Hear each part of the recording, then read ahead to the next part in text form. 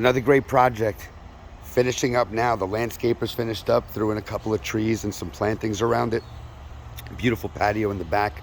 We got some Trex signature powder coated aluminum railings. They go down into the masonry really nice. Real easy installation, real super strong rail. I owe this guy one little pipe rail to go down, but we're deciding if we do some stacked stone down there. So here's a patio, entrance into the back of the house. Nice little bit of railing. Had a walkway come around, little planting beds. Walkway came around, have the new driveway out front.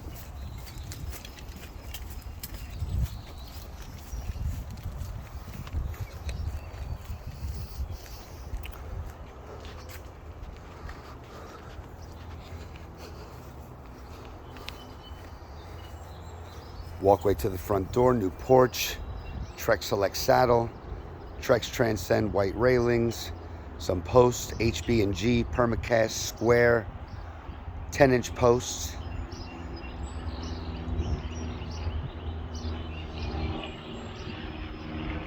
It's a great little place here. Driveway and out.